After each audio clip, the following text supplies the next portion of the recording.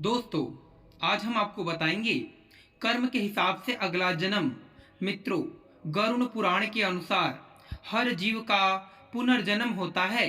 भगवान श्री कृष्ण ने गरुड़ पुराण में बताया है कि मृत्यु के बाद मनुष्य को कौन सा जन्म मिलता है, यह उसके पूर्व जन्म के कर्मों पर निर्भर करता है।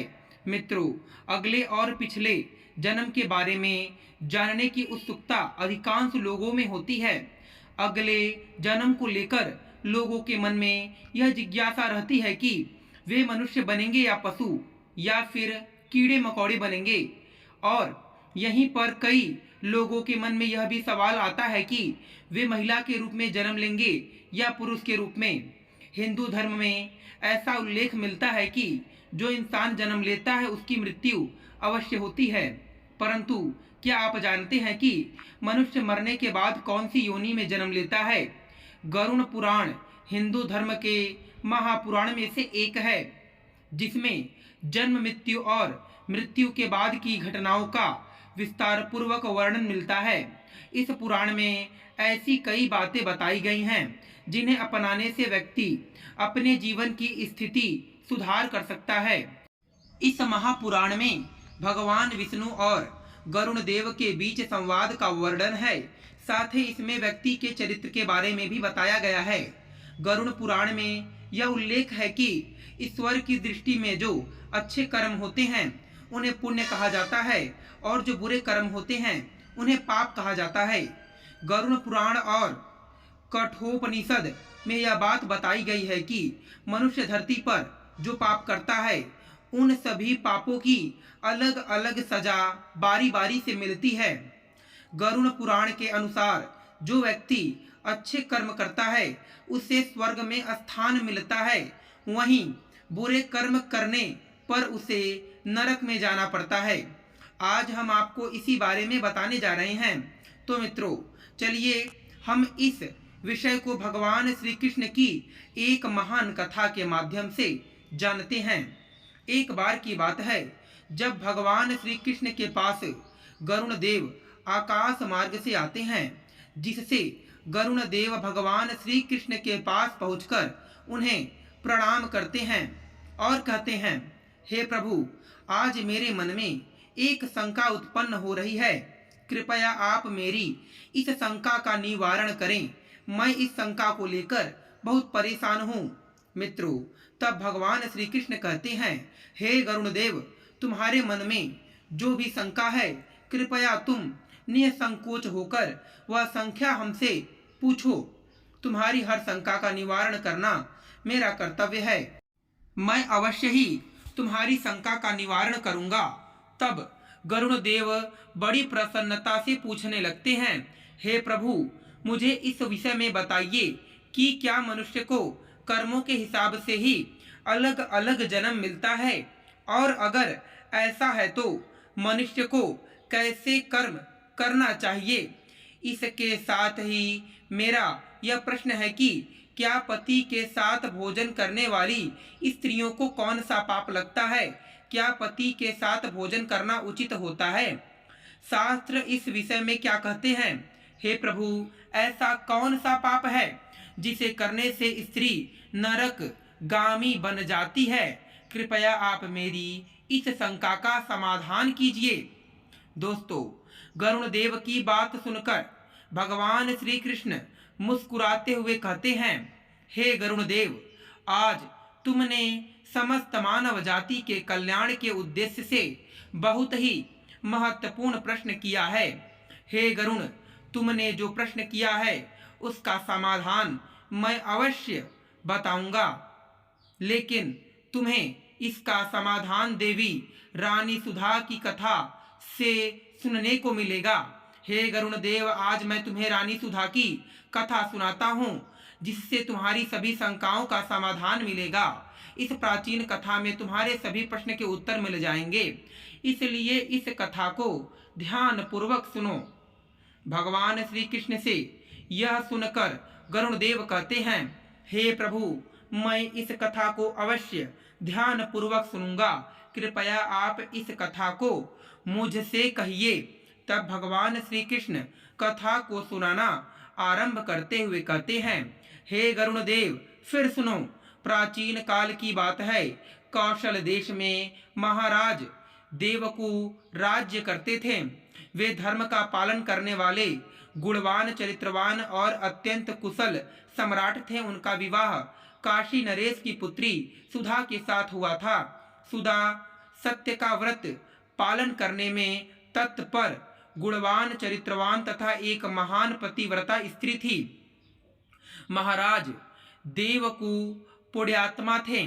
उन्होंने अनेक यज्ञ किए हैं और पुण्य के कई कार्य किए हैं। उन्होंने देवालय बनवाए हैं, पोखरे खुदवाए हैं, वाटिकाएं बनवाई हैं और वे सदैव साधु संतों की रक्षा में तत्पर रहते थे। महाराज देवकू के नगर में समीप एक घना जंगल था, जिससे उस जंगल में एक विशाल और भयंकर आकार वाला सुअर अपनी पत्नी पुत्रों के साथ रहता था।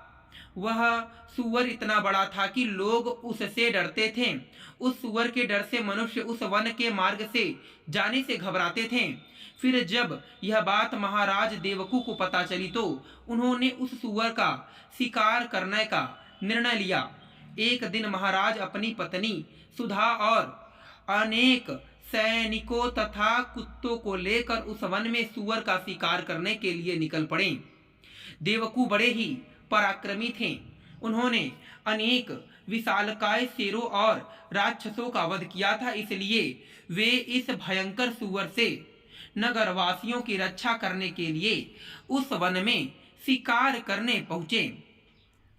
जब उस भयंकर आकार वाले सुअर ने महाराज देवकू को वन की ओर आते देखा तो वह अपनी पत्नी से कहता है, हे प्रिय, देखो, यह कौशल देश के महान सम्राट देवकू हैं।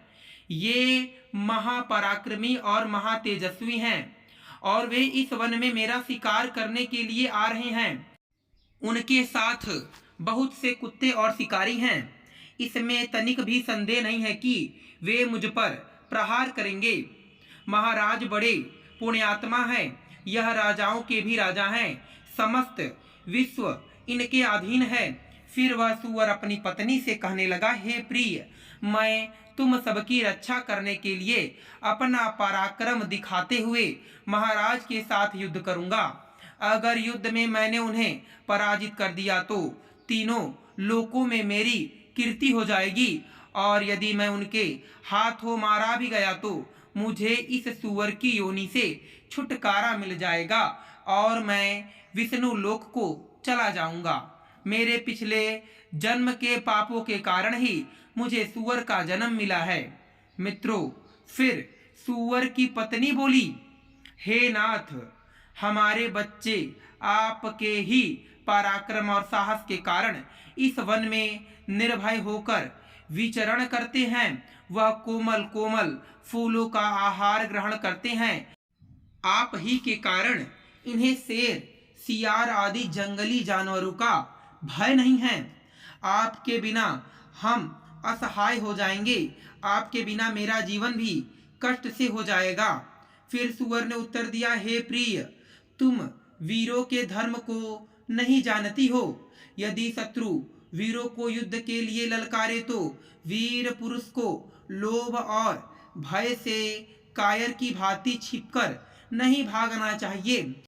ऐसे पुरुषों को 1000 युगों तक नरक में डालकर पकाया जाता है। वीर पुरुष अगर शत्रु का सामना करता है और लड़ते हुए वीर गति को प्राप्त हो जाता है तो उसे मृत्यु के बाद दिव्य लोक की प्राप्ति होती है। फिर सुअर ने अपनी पत्नी और बच्चों से कहा, तुम सब पर्वत की गुफा में छिप जाओ। मैं अपने धर्म का पालन करने के लिए महाराज देवकू से युद्ध करूंगा। फिर सुअर की पत्नी ने अपने बच्चों से कहा, बच्चों, आज युद्ध भूमि में कुछ अतिथि आए हैं। उनका सत्कार करने के लिए और उनसे युद्ध करने के लिए तुम्हारे पिता जा रहे हैं। तुम लोग पर्वत की गुफा में जाकर छिप जाओ, क्योंकि महाराज देवकू बड़े बलवान हैं और इस युद्ध में हमारा संहार कर डालेंगे। फिर सुअर के छोटे बच्चे बोल पड़े, हे माँ, हम अपने माता पिता को संकट में छोड़कर भागने का पाप नहीं करेंगे। हम शत्रु को परास्त करेंगे और आपके साथ युद्ध में शामिल रहेंगे। फिर वह सूअर, उसकी पत्नी और उसके बच्चे सभी युद्ध के लिए तैयार हो जाते हैं और युद्ध भूमि की ओर बढ़ते हैं। महाराज देवकू अपनी सेना के साथ उस स्थान पर पहुंचते हैं। सूअर के परिवार और महाराज के सैनिकों के बीच भीषण युद्ध होता है। सूअर अपने दांतों से सैनिकों को मारने लगते हैं और सैनिक अपने भालों से सूअर को मारने लगते हैं। इस युद्ध में कई सूअर मारे जाते हैं और बहुत से सैनिक घायल हो जाते हैं। अंततः सूअर और उसकी पत्नी सहित कुछ पुत्र बचते हैं। सूअर की पत्नी ने अपने पति से कहा, हे नाथ, हम यहाँ से भाग जाएं, नहीं तो हमारा वंश नष्ट हो जाएगा। तब सूअर ने उत्तर दिया, यदि मैं युद्ध से भागता हूँ तो मेरी जाति की प्रतिष्ठा नष्ट हो जाएगी। तुम बच्चों को लेकर यहाँ से चली जाओ और सुखपूर्वक जीवन व्यतीत करो। फिर सूअर की पत्नी बोली, मैं तुम्हारे बिना नहीं जा सकती। फिर दोनों युद्ध भूमि में महाराज देवकू से युद्ध करने के लिए आगे बढ़े। महाराज का एक बाण सूअर के शरीर में घुसकर उसे गिरा देता है और वह सूअर मर जाता है। इसके बाद महाराज के सैनिक सूअर की पत्नी पर प्रहार करने के लिए आगे बढ़ते हैं, लेकिन महाराज देवकू ने कहा, यह एक स्त्री है, मैं स्त्री का वध नहीं करूंगा। फिर एक सैनिक ने सूअर की पत्नी को मूर्छित कर डाला। रानी सुधा ने उस स्त्री को पानी डालकर होश में लाया। सूअर की पत्नी ने रानी से कहा, हे देवी, तुमने मुझे कष्ट से मुक्ति दिलाई है, तुम्हारा कल्याण हो। मित्रों, रानी सुधा को यह सुनकर बहुत आश्चर्य हुआ। जब रानी सुधा सोचने लगी, आज मैंने एक बहुत विचित्र घटना देखी। यह सुवर्ण तो मनुष्यवाणी में सुंदर और स्पष्ट संस्कृत बोल रही है। फिर रानी सुधा ने उस सुवर्ण से पूछा, हे भद्रे, तुम कौन हो? तुम्हारा व्यवहार बहुत ही अजीब है। तुम एक पशु होकर भी मनुष्य की वाणी में कैसे बोल सकती हो? मुझे अपने पूर्व जन्म का वृत्तांत सुनाओ ताकि मैं जान सकूं कि तुम सुवर्ण कैसे बनी हो। तब वह सुवर्ण कहने लगी, हे महारानी सुधा, मेरे पति ने पिछले जन्म में गुरुजनों का अपमान किया था, जिसके कारण उन्हें सूअर का जन्म प्राप्त हुआ। जब मैं आपको अपने पूर्व जन्म की कहानी सुनाती हूँ, हे देवी, कालिंग नामक देश में त्रिपुर नामक एक सुंदर नगर था, जहाँ वसुधन रहते थे। मैं उसी वसुधन की पुत्री दमयंती थी। उस समय उस नगर में मेरी जैसी सुंदर स्त्री कोई और नहीं थी। अपने सौंदर्य और रूप के घमंड में मैं उन्नत थी। मेरी मुस्कान बहुत मनोहर थी। जब मैं जवान हुई तो मेरे सुंदर रूप को देखकर मेरी माता को बहुत भय हुआ। फिर एक दिन उसने मेरे पिता से कहा, हे नाथ देवकू, अब हमारी कन्या जवान हो गई है, उसका विवाह क्यों नहीं कर देते? इसे शीघ्र किसी वर को सौंप दीजिए। फिर राजा देवकू ने अपनी पत्नी सुधा की बात सुनी और कहा, हे कल्याणकारी, मैं अपनी पुत्री का विवाह उसी पुरुष से करूंगा जो विवाह के बाद मेरे घर में ही निवास करेगा। दमयंती मुझे बहुत प्रिय है, मैं इसे अपनी आंखों से दूर नहीं होने दे सकता। फिर एक दिन शिव शर्मा नामक एक विद्वान ब्राह्मण हमारे द्वार पर आए। राजा देवकू ने उनके ज्ञान और कुशलता को देखकर खुशी जाहिर की और उन्हें मुझसे विवाह के लिए प्रस्ताव दिया। अंततः उन्होंने शिव शर्मा ब्राह्मण से मेरा विवाह करवा दिया और वे हमारे ही महल में रहने लगे। लेकिन मैं अपने माता पिता के लाड प्यार में बिगड़ चुकी थी और अपने विवेक और शक्ति को खो चुकी थी। मैंने कभी अपने पति की सेवा नहीं की, कभी उनके चरणों को स्पर्श नहीं किया। मैं उन्हें हमेशा क्रूर दृष्टि से देखती थी, उनका अपमान करती थी और उनका नाम लेकर पुकारती थी। मैं हमेशा अपने पति से पहले भोजन करती थी और उन्हें भोजन के बिना छोड़ देती थी। मैं अपनी मर्जी से इधर उधर घूमती रहती थी और बात बात पर अपने पति का अपमान करती थी। मैंने उनके साथ कभी सहवास भी नहीं किया और उन्हें मेरे शरीर को छूने तक की अनुमति नहीं दी। शिव शर्मा बहुत शांत स्वभाव के थे और उन्होंने मुझे कई दिनों तक सहन किया, लेकिन एक दिन वे अत्यंत दुखी होकर मुझे छोड़कर चले गए। मेरे पति के जाने के बाद राजा देवकू बहुत दुखी हो गए और रानी सुधा से कहा, हे प्रिय, हमारी पुत्री दमयंती ने हमारे दामाद को छोड़ दिया। वह पापचारिणी और दुष्ट है। मैं क्या जानता था कि हमारी पुत्री दमयंती इतनी दुष्ट और कुल नाशनी होगी। तब रानी सुधा बोली, हे नाथ, हमारी पुत्री आपके लाड प्यार से बिगड़ गई है। इसे सही रास्ते पर लाने के लिए आपको ही कुछ करना होगा। मित्रों, तब राजा देवकू ने क्रोधित होकर मुझसे कहा, अरे दुष्टा, हमारे कुल में कलंक लगाने वाली दुराचारी, तेरे कारण ही हमारा दामाद शिव शर्मा हम सबको छोड़कर चला गया है। अब तुझे जहां जाना है जा, या फिर अपने पति के पास जाकर उन्हें ढूंढ। फिर मैंने अपने घर को छोड़ दिया और बाहर चली गई। लोग मुझे कुलटा, पापनी और दुराचारिणी कहने लगे। तब मैं अपने पति को ढूंढते हुए वन में चली गई। फिर एक दिन मैं एक कुटिया के पास भिक्षा मांगने गई, जहां वहां सुमित्रा नाम की एक स्त्री अपने पति से कहने लगी, हे स्वामी, द्वार पर एक दुखिया स्त्री भिक्षा मांगने आई है। सुमित्रा का पति शिव शर्मा था। उन्होंने मुझे पहचान लिया और अपनी पत्नी से कहा, हे प्रिय, यह मेरी पहली पत्नी दमयंती है, जो मुझे बहुत प्रिय थी। इसका आदर सत्कार करो और इसे घर में स्थान दो। फिर सुमित्रा ने अपने पति की आज्ञा का पालन किया और मुझे घर के अंदर बुलाया, वस्त्र दिए। फिर एक दिन मैं बैठकर सुमित्रा के अच्छे स्वभाव और अपने दुष्ट स्वभाव पर विचार करने लगी। मुझे बहुत पश्चाताप हुआ। अत्यधिक चिंता के कारण मेरा हृदय फट गया और उसी क्षण मेरी मृत्यु हो गई। मित्रों, फिर यम के 2 दूत आ गए और मुझे उठाकर यमलोक ले गए, जिससे वहां पर यमराज ने मेरा लेखा जोखा देखा और अपने दूतों से कहा, हे दूतों, इस पापिनी स्त्री ने अपने पति का बहुत अपमान किया है। यह पति से पहले ही भोजन कर लेती थी, अपने पति को नाम से बुलाती थी, उससे घर के काम करवाती थी।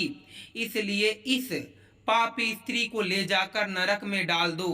फिर यमदूत मुझे नरक में ले गए और उन्होंने मुझे जलते हुए अंगारों में डाल दिया, जिससे लोहे के जलते हुए पुरुष बनाकर मुझे उन्हें आलिंगन दिलवाया। वहां नरक में मुझे अनेक वर्षों तक कष्ट भोगने पड़े। फिर नरक की सजा भुगतने के बाद यमराज ने मुझे सुवर्ण के जन्म में डाल दिया। हे महारानी, इस प्रकार से मैंने आपको मेरे पूर्व जन्म का वृत्तांत मैंने आपको सुना दिया है। कृपया अब मुझे इस जीवन से मुक्ति दिला दो। आपने अपने पति की बहुत सेवा की है, इसलिए मुझे आपका थोड़ा सा पुण्य प्रदान करो। फिर रानी सुधा महाराज के पास जाती है और उनसे कहती है, हे स्वामी, अब मैं क्या करूं? आप जो आज्ञा देंगे मैं वही करूंगी। फिर महाराज देवकू कहते हैं, हे प्रिय, यह बेचारी बहुत दिनों से बहुत ही दुख भोग चुकी है। अब तुम अपने पुण्य से इसका उद्धार करो। महाराज देवकू की आज्ञा लेकर रानी सुधा ने सुवर्ण से कहा, हे देवी, मैं अपने 1 वर्ष का पुण्य तुम्हें प्रदान करती हूँ। रानी के इतना कहते ही उस सुवर्ण के प्राण चले गए और उसके शरीर से एक दिव्य स्त्री प्रकट हुई। फिर वह महारानी और महाराज को नमस्कार करके विष्णु लोक को जाने लगी। जब भगवान श्री कृष्ण कहते हैं, हे गरुण देव, अब तो आपको पता चल ही गया होगा कि मनुष्य जैसा कर्म करता है वैसा ही उसे फल मिलता है। हे गरुण देव, गधा, कुत्ता, बिल्ली, सांप, बंदर, गिरगिट, बकरा, भेड़िया, गाय, कछुआ, कीड़े मकोड़े, कोई भी पशु, पक्षी, पेड़ पौधे, स्त्री में जन्म, किसी भी जन्म में जो व्यक्ति जन्म लेता है वह पापी होता है और उसे अगले जन्म में यह स्थिति उसके पिछले जन्म के कर्मों के आधार पर मिलती है। कभी कभी जब बालक का जन्म होता है तो उसमें कई प्रकार के दोष होते हैं। कई बार बालक किन्नर के रूप में पैदा होता है या शारीरिक दोषों के साथ जैसे विकलांग पैदा होता है। यह सब कुछ उसके पिछले जन्म के कर्मों के आधार पर होता है। शिशु जब माँ के गर्भ में रहता है तो उसे पिछले जन्म की सारी बातें याद रहती हैं। फिर वह दुखी होकर ईश्वर से प्रार्थना करता है कि इस जीवन में वह सत्कर्म करेगा और भगवान का नाम जपेगा। लेकिन जब वह पृथ्वी लोक में आता है तो ईश्वर उसकी स्मृति समाप्त कर देते हैं और वह फिर से मोह माया में उलझ जाता है। मित्रों, अब मैं आपको बताता हूँ कि किस पाप के कारण कौन सा जन्म मिलता है। कछुए का जन्म, वह व्यक्ति जो अपने माता पिता को कष्ट पहुंचाता है या भाई बहन को सताता है, उसे कछुए के रूप में जन्म मिलता है। बंदर की योनि, वह व्यक्ति जो अपने मालिक का विश्वास तोड़ता है, उसे बंदर की योनि मिलती है।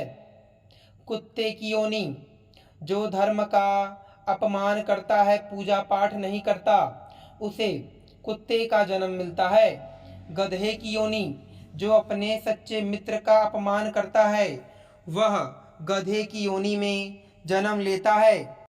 कीड़े मकोड़े की योनि, जो दूसरों की निंदा करता है और बुरा बर्ताव करता है, वह कीड़े मकोड़े की योनि में जन्म लेता है। इसके बाद जो व्यक्ति पराई स्त्री से संबंध बनाता है वह नरक में जाता है और कई योनियों में जन्म लेने के बाद अंत में भेड़िया, कुत्ता, सियार, गिद्ध, सांप, कौवा और बकुला बनता है। इस प्रकार की योनियों में जन्म लेने के बाद वह फिर से मनुष्य जन्म पाता है। जो व्यक्ति किसी स्त्री के साथ जबरदस्ती संबंध बनाता है उसे नरक भोगने के बाद किन्नर के रूप में जन्म मिलता है। और जो लोग बुरी भाषा का प्रयोग करते हैं, दूसरों को गाली देते हैं, उनका अगला जन्म बकरे के रूप में होता है। जो व्यक्ति स्त्री की हत्या, गर्भपात या गाय की हत्या करता है वह अगले जन्म में मूर्ख और कुबड़ा बनता है। हे गरुणदेव, अब आप समझ चुके होंगे। बाकी की जानकारी गरुड़ पुराण जैसे धार्मिक ग्रंथ में पहले से ही समाहित है। मित्रों, इस प्रकार गरुड़देव को यह सब समझ में आ जाता है। तो मित्रों, मैं उम्मीद करता हूँ कि आपको यह कथा अच्छी लगी होगी। फिर मिलेंगे आपसे अगली कथा में। आप सभी का धन्यवाद।